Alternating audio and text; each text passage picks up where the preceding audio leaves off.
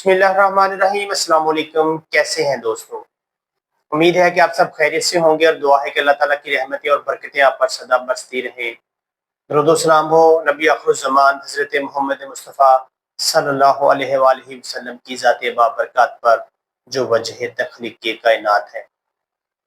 आज की इस वीडियो में डिस्कस करेंगे कि पाकिस्तान और इंडिया के दरमियान सर क्रीक का जो मामला है वो क्या है, सर क्रीक जो है ये किस इलाके में वाक़या है और बाउंड्री क्या है और इसकी एक्चुअल जो इसकी हिस्ट्री क्या है।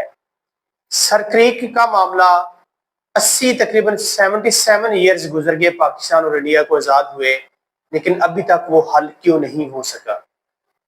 क्या सर क्रीक का मामला कोई नया है या ये पुराना मामला है? तो शुरू करते हैं आज की इस वीडियो को। पाकिस्तान और इंडिया के दरमियान बहुत से मामलात पर हमेशा कशीदगी चलती रही है।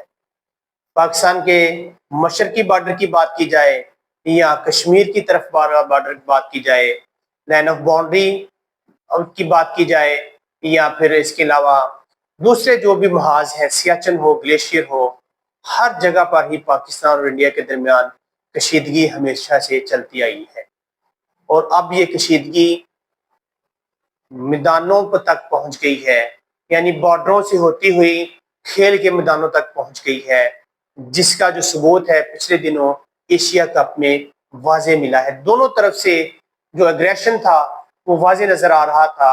जो स्पिरिट था गेम का, स्पिरिट ऑफ गेम जो था वो कम नजर आया, जबकि एग्रेशन जो था प्लेयर्स में वो ज्यादा दिखाई दिया, जो कि बिल्कुल गेम्स के लिए, खेलों के लिए कोई अच्छा शगुन नहीं समझा जाता।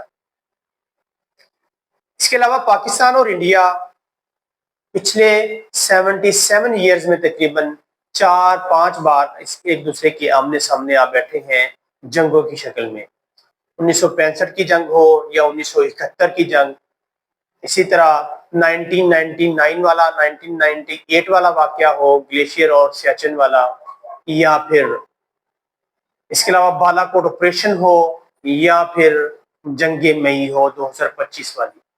तो तकरीबन 4-5 बार ये आपस में आमने सामने आ बैठे हैं जंगों की शक्ल में, जिसका ओवरऑल दोनों की जो नेशंस हैं, दोनों मुल्कों में बसने वाले जो लोग हैं, उन्हें कोई फायदा नहीं हुआ, उल्टा नुकसान होता है। लोगों को पीपल टू पीपल कॉन्टेक्ट जो है वो लूज होता चला जाता है। दोनों ममालिक की इकोनॉमीज जो है वो इंतहाई प्रेशर में आती हैं और जो आम लोग हैं, आम इंसान हैं, आम काम करने वाले लोग हैं, लेमैन हैं, उनकी जिंदगियां मुश्किल से मुश्किल होती चली जा रही हैं।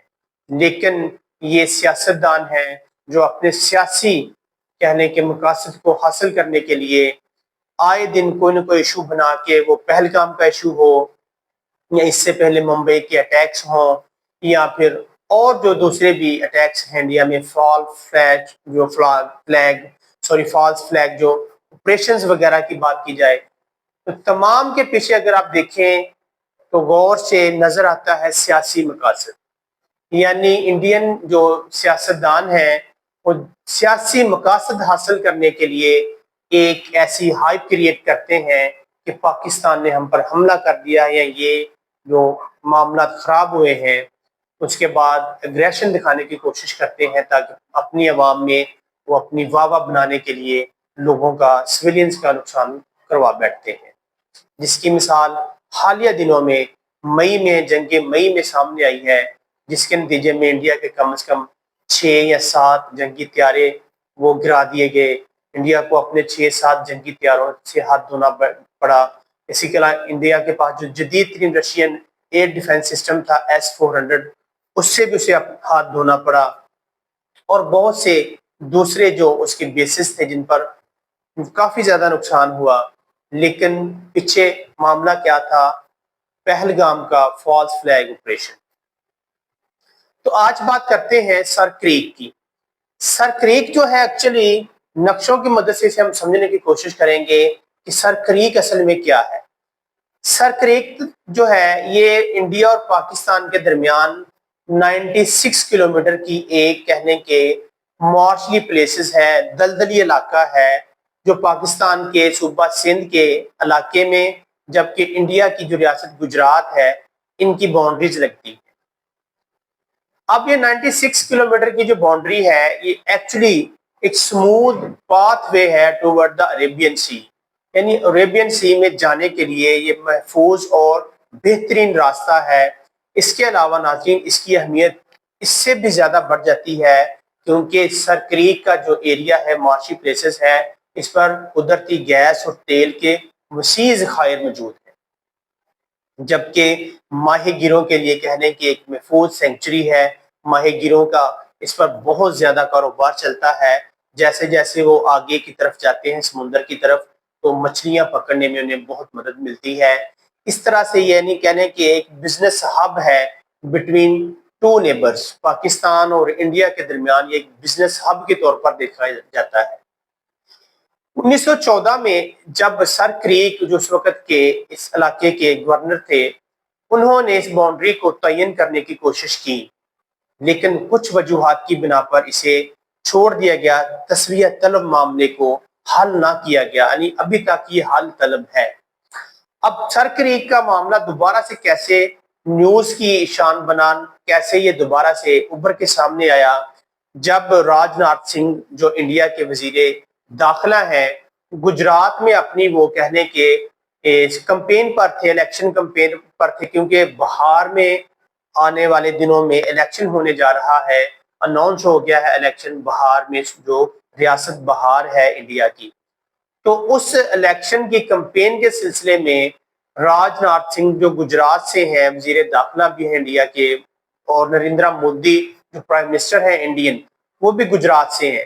تو گجرات میں کہنے کے الیکشن کمپین پر تھے، کسی جلسے میں انہوں نے اسی سر کریک کے معاملے کو بڑی بری طرح سے پیش کیا اور انہوں نے یہ کہہ ڈالا کہ انڈیا آنے والے دنوں میں گجرات سے کراچی تک روڈ بنانے کا سوچ رہا ہے، مطلب کہ وہ کراچی تک پاکستان کے علاقے جو ہیں انہیں وہ اپنا بنانا چاہتے ہیں، یعنی فتح کرنا چاہتے ہیں۔ وہ کہ ایک بہت بڑی بات ہے، اور اتنے بڑے لیول کے جو وزیر داخلہ ہو اس کے منہ سے ایسی بات کا ہونا، ظاہری حال ہے پاکستان نے پھر اس پر انتہائی سخت نوٹس لیا اور تمام جو اپنے آپشنز تھے بیانات کی حد تک، وہ ابھی تک تو بیانات چل رہے ہیں۔ اسی طرح ہمارے جو وزیر داخلہ ہیں اور ہمارے جو وزیر یعنی کہ سینئر وزیر ہیں خواجہ آصف، انہوں نے بھی اس پر سخت ایکشن لیا اور ٹویٹ کیا ہے انڈیا کے اس بیان کے بارے میں۔ اب ذرا اگر بات کی جائے، اگر سر کریک کے معاملے کی وجہ سے پاکستان اور انڈیا ایک دوسرے کے آمنے سامنے ہوتے ہیں تو ظاہری سی بات ہے کہ بحری جو ہماری فوجیں ہیں، نیوی ہے انڈیا اور پاکستان کی، ان کو آپس میں آمنے سامنے آنا پڑے گا۔ الحمدللہ پچھلے کچھ عرصے سے پاکستان کی نیوی کی جو آپریشنل تیاریاں ہیں وہ نہ صرف مکمل ہیں بلکہ ان میں خاطر خواہ اضافہ کیا گیا ہے۔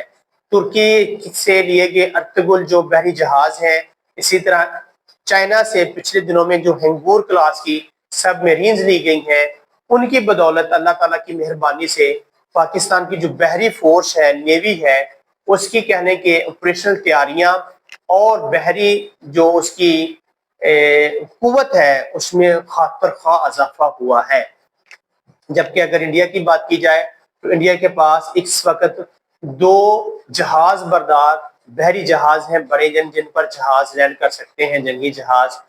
تو انڈیا کے پاس بھی نیوی کی جو فورس ہے وہ کچھ کم نہیں ہے۔ لیکن اب ایک مسئلہ پیش آ رہا ہے کہ انڈیا جو ہے ہمیشہ سے نیوی کی طرف سے جنگ لڑنے سے کتراتا ہے، کیونکہ ہندو مذہب میں سمندری سفر کو اچھا نہیں سمجھا جاتا۔ It is considered a bad omen for the voyage۔ تو یعنی جو سمندری سفر ہے اسے اچھا نہیں سمجھا جاتا، ہندوازم میں اسے اچھا نہیں سمجھا جاتا، جس کی بدولت انڈیا ہمیشہ نیوی کے تھرو جنگ لڑنے سے کتراتا ہے۔ پچھلے ہی واقعے میں مئی میں انڈیا اپنے جو جہاز تھا، بحری جہاز بردار جہاز جو تھے انہیں پیچھے لے گیا تھا، بجائے اس سے اٹیک کرنے کے انہیں انڈیا نے پیچھے لے جانا بہتر سمجھا۔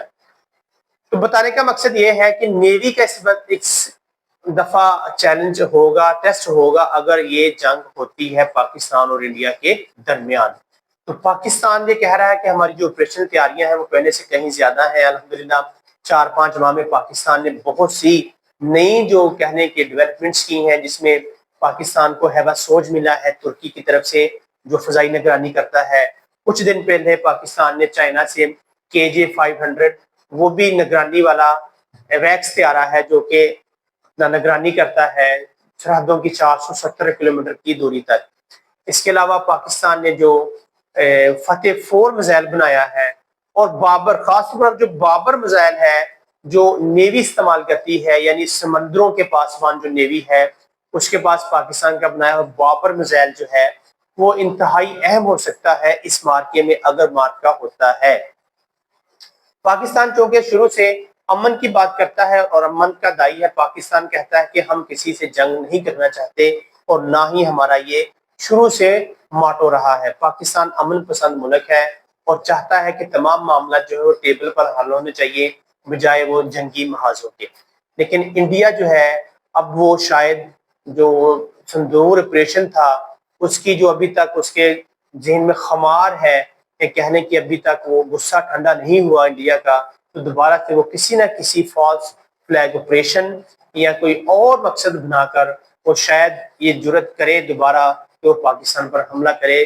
تو اب جو انشاءاللہ اس کا رسپونڈ ہوگا وہ کہہ رہے ہیں ہماری جو لیڈرشپ ہے سول اور ملٹری لیڈرشپ کہ اب جو اس کا رسپونڈ ہے وہ بہت بھیانک ہوگا اور بہت بڑا اس کا جو الٹیٹیوڈ ہے میگنیٹیوڈ ہے وہ بہت بڑا ہوگا.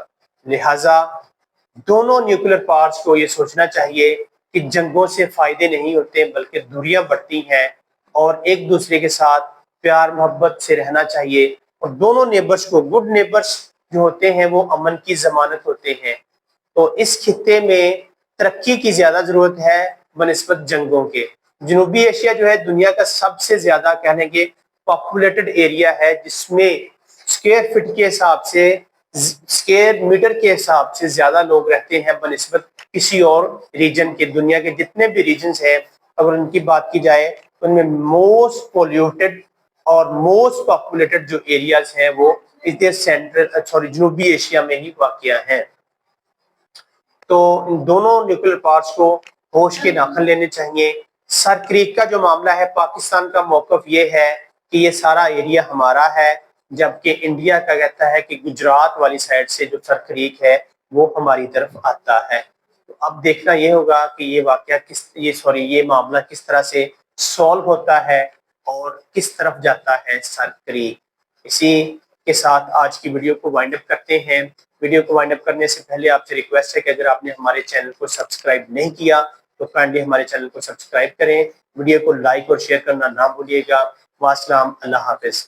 اور آخر پر زوردار نعرہ ہونا چاہیے، پاکستان زندہ باد.